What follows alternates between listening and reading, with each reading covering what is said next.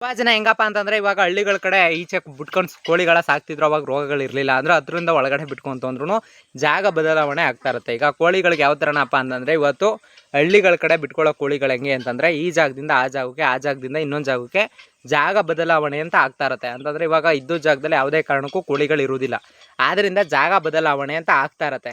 ಆ ಜಾಗ ಬದಲಾವಣೆ ಆದಾಗ ಕೋಳಿಗಳಿಗೆ ರೋಗಗಳು ಬರಲ್ಲ. ಅಂತಂದರೆ ಈಗ ಊರು ಕೋಳಿಗಳು ಹೇಗಪ್ಪ ಅಂತಂದರೆ ಯಾವುದೇ ಕಾರಣಕ್ಕೂ ಜಾಗ ಬದಲಾವಣೆ ಆದರೆ ಯಾವುದೇ ಕಾರಣಕ್ಕೂ ರೋಗ ಬರಲ್ಲ. ಅದಕ್ಕೆ ನಿಮ್ಗೆ ಹೇಳ್ತಾ ಇರೋದು ಇವಾಗ ಏನು ಅಂತಂದರೆ ನಿಮ್ಮಲ್ಲಿ ಜಾಗ ಬದಲಾವಣೆ ಆಗ್ತೈತೆ ಅಂತಂದರೆ ನಿಮ್ಮ ಕೋಳಿಗಳಿಗೂ ರೋಗ ಬರಲ್ಲ. ಅಂತಂದರೆ ಇವಾಗ ಊರಲ್ಲಿರೋ ಕೋಳಿಗಳಿಗೆ ಏನೂ ಆಗೋದಿಲ್ಲ, ಅವ್ರ ಕೋಳಿ ಚೆನ್ನಾಗವೆ ಇವ್ರ ಕೋಳಿ ಚೆನ್ನಾಗವೆ ಅಂತಿರಲ್ವಾ. ಈಗ ಜಾಗ ಬದಲಾವಣೆ ಆಗಿಲ್ಲ ಅಂದರೆ ಇವಾಗ ನೀವೆಲ್ಲೋ ಬಿಟ್ಬಿಡ್ತೀರಾ, ಒಂದೇ ತಾವು ಇಟ್ಕೊಂಡು ಸಾಕ್ತಾ ಇರ್ತೀರಾ, ಇಲ್ಲ ನೆರಳಲ್ಲಿ ಇಟ್ಕೊಂಡು ಸಾಕ್ತಾ ಇರ್ತೀರಾ, ಅವಾಗ ಮಾತ್ರ ಕೋಳಿಗಳಿಗೆ ರೋಗ ಬರೋದು. ಅಲ್ಲಿ ಗಂಟೆ ಯಾವುದೇ ಕೋಳಿಗೂ ರೋಗ ಬರಲ್ಲ. ಅದಕ್ಕೋಸ್ಕರ ನೀವು ಥಿಂಕ್ ಮಾಡಬೇಕಾಗಿರೋದೇನು ಅಂತಂದರೆ ಬೇರೆ ಕಡೆ ಕೋಳಿಗಳನ್ನ ತಲೆ ಕೆಡಿಸ್ಕೊಬಿಡಿ, ನಿಮ್ಮ ಹತ್ರ ಇರೋ ಕೋಳಿಗಳ ಬಗ್ಗೆ ತಲೆ ಕೆಡಿಸ್ಕೊಳ್ಳಿ. ಅಚ್ಚುಕಟ್ಟಾಗಿ ಇಷ್ಟೊಂದು ತಲೆ ಕೆಡಿಸ್ಕೋತು ಅಂದರೆ ನಿಮ್ಗೆ ಯಾವುದೇ ರೀತಿ ರೋಗ ಬರಲ್ಲ. ಈಗ ಕಡ್ಡಾಯವಾಗಿ ನೀವು ಎಂಡ್ರೋಜಿನ್ ಪ್ಲಸ್ಸು ಫ್ಲೋರೋಸಿನ್ ಎರಡೂ ಇತ್ತು ಅಂತಂದರೆ ನಿಮ್ಗೆ ಯಾವುದೇ ರೀತಿ ಕೋಳಿಗಳಿಗೆ ರೋಗ ಬಂದರೂ ಯಾವುದೇ ಸಿಮ್ಟಮ್ಸ್ ಬಂದರೂ ನೀವು ಅವಾಯ್ಡ್ ಮಾಡೋ ಔಷಧಿಗಳೇ ಇದು.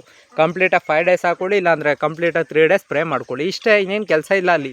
ಅಚ್ಚುಕಟ್ಟಾಗಿ ಅಷ್ಟು ಮಾಡ್ಕೋತು ಅಂತಂದರೆ ನಿಮಗೆಲ್ಲ ರೋಗನೂ ಕ್ಲಿಯರ್ ಆಗುತ್ತೆ. ಅಚ್ಚುಕಟ್ಟಾಗಿ ಯೂಸ್ ಮಾಡ್ಬೋದು. ಅದನ್ನು ಬಿಟ್ಬಿಟ್ಟು ಯಾರು ಏನೇನೋ ಹೇಳ್ತಾರೆ ಅಂದ್ಬಿಟ್ಟು ಈಗ ಮೆಡಿಕಲಲ್ಲಿ ಒಂದು 50-60 ಥರ ಔಷಧಿ ಕೊಡ್ತಾರೆ. ನೀವು ಓದೋ ತಕ್ಷಣ ಅವ್ರಿಗೇನು ಗುರು ದುಡ್ಡು ಆಗಬೇಕು, ಅವ್ರಿಗೆ ಅಷ್ಟೇ ಕೆಲಸ. ನಿಮಗೆ ದುಡ್ಡಿದ್ರೆ ಕೊಡಿ, ತಗೊಂಬಂದು ಹೊಡೀರಿ, ಅದರಲ್ಲಿ ಏನು ಇದೆ. ಅಚ್ಚುಕಟ್ಟಾಗಿ ಹೇಳೋ ಔಷಧಿಗಳನ್ನ ಫಾಲೋ ಮಾಡ್ಕೊಳ್ಳಿ, ಅಚ್ಚುಕಟ್ಟಾಗಿ ಯೂಸ್ ಮಾಡ್ಕೊಳ್ರಿ. ಇನ್ನು ಅದನ್ನು ಬಿಟ್ಬಿಟ್ಟು ಸುಮ್ಮನೆ ಹೋಗ್ಬಿಟ್ಟು ಓವರ್ ಇನ್ವೆಸ್ಟ್ಮೆಂಟ್ ಮಾಡ್ಕೊಂಡೇನಾದ್ರು ನೀವು ಹಾಕ್ತೀವಿ ಅಂತಂದರೆ ಕೋಳಿಗೂ ದುಡ್ಡು ವೇಸ್ಟು, ಔಷಧಿಗಳಿಗೂ ವೇಸ್ಟು.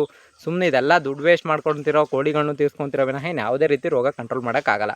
ಅದಕ್ಕೋಸ್ಕರ ಹೇಳ್ತಾ ಇರೋದು ಅಚ್ಚುಕಟ್ಟಾಗಿ ಔಷಧಿಗಳನ್ನ ಬೆಟರಾಗಿ ಯೂಸ್ ಮಾಡಿ, ಅದನ್ನು ಬಿಟ್ಬಿಟ್ಟು ಓವರಾಗಿ ಯೂಸ್ ಮಾಡಿಬಿಡಿ.